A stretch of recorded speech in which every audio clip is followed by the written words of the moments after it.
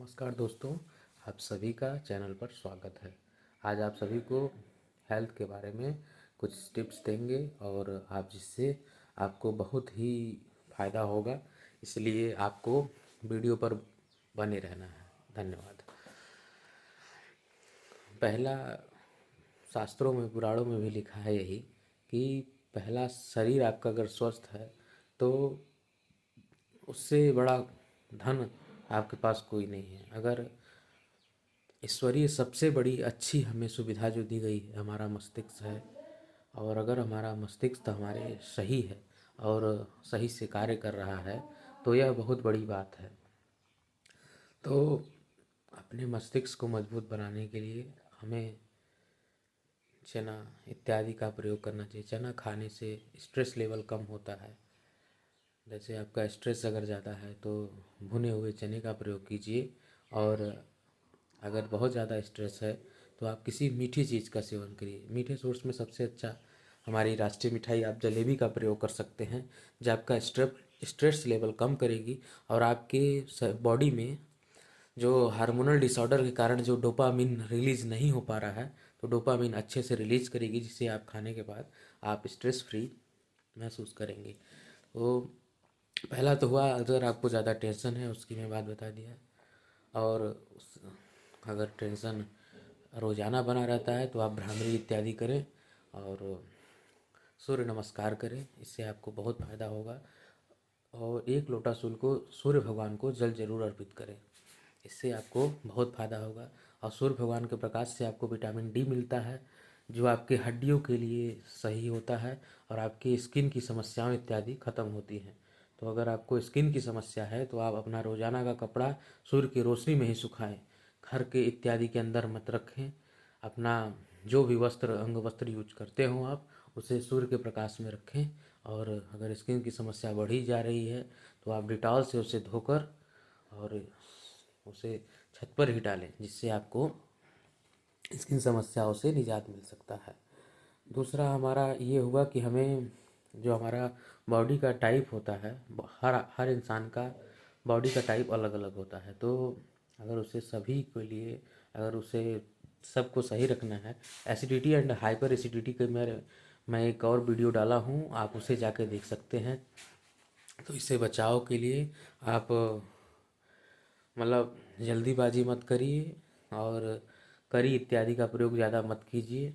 जो तली भुनी ज़्यादा सब्जियां हैं ग्रेवी वाली, उसकी सब्ज़ी का प्रयोग कम कीजिए। आपका जो स्टमक है वो हमेशा हेल्दी रहेगा और आपका पेट साफ रहेगा।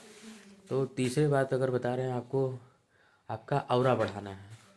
ऑरा बढ़ाने का मतलब है, अगर आपको अपने शरीर का जो तेज ख़त्म हो गया, यानी आपको लगता है कि मैं बहुत ही डल टाइप का महसूस कर रहा हूँ, तो इसके लिए आप अनार का सेवन करें, पोमोग्रेनेट जूस का प्रयोग सेवन करें। उसके साथ अगर पूरे अगर आप रोज़ाना नहीं ले पा रहे हैं तो कुछ पालक, जिसमें आयरन की भरपूर मात्रा होती है, ब्रोकली और सभी सैलड बनाकर खाएं, आपको काफ़ी फ़ायदा पड़ेगा।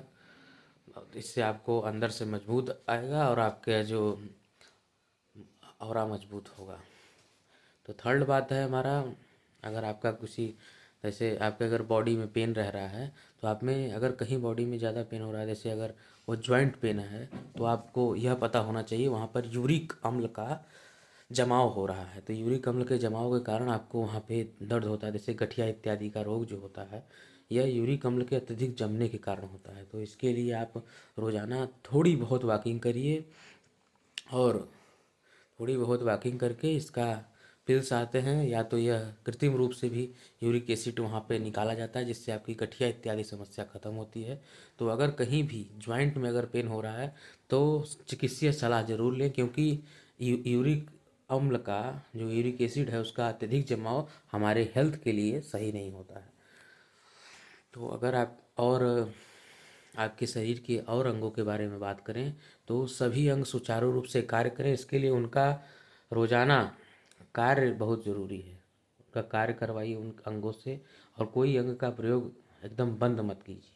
जैसे आप हाथ पाँव सभी चीज़ चलाइए, मुंह इत्यादि सभी चीज़ को चलाते रहिए ताकि आपका अंग निष्क्रिय ना हो। जैसे योगासन में ये आता है, लोग करते हैं, अपना पैर को राउंड करते हैं, अपने कानों को ऐसे खींचते रहते हैं, बालों को उसका स्ट्रेस फ्री करने के लिए अपने गर्दन इत्यादि को दबाते, धीरे धीरे पेन रिलीफ करने के लिए दबाते हैं। यह इसी कारण है कि जिन अंगों का हम प्रयोग बंद कर देते हैं वह अंग विलुप्तता बनने के कारण हो जाते हैं। जैसे कृमि रूपी परिशेषिका, पहले जो मांसाहारी जीवों में पाया जाता था, शाकाहारी जीवों में पाया जाता था, वो सब कुछ जो हमारी चीज़ें हैं वो विलुप्त हो जा रही हैं। इसलिए हम अपने पूरे बॉडी का जो बॉडी पार्ट्स हैं उनका यूज़ किस हिसाब से कर रहे हैं वह इस पर डिपेंड करता है कि हम कैसे करें। आज के समय में आपको पता होगा कि हेयर फॉल इत्यादि की समस्या आ रही है, तो हेयर फॉल इत्यादि की समस्या के लिए आप आंवला, नींबू इत्यादि का सेवन करें, जो विटामिन सी से आपको बाल को मजबूती मिलती है। आप अगर बाल आपके ज़्यादा झड़ रहे हैं तो डैंड्रफ फ्री शैम्पू का प्रयोग कीजिए। उसके पश्चात आलमंड ऑयल लगवाइए, शुद्ध आलमंड ऑयल। ये तो जो मिलता है मार्केट में वह बहुत सस्ता होता है, आपको शुद्ध अगर लेना है तो अलग से आपको लेना पड़ेगा। जो सिर्फ बादाम का तेल होता है, जो आपको बादाम, अखरोट इत्यादि का जो तेल होता है वो आपकी जड़ों को मजबूत करता है और आपके बालों को नयापन हमेशा बना रहता है और काले घने रहते हैं। इसी के साथ अगर आपके और कोई भी समस्या है तो उसका वीडियो आपको और बनाई जाएगी, आप अपना सलाह देते रहें। धन्यवाद।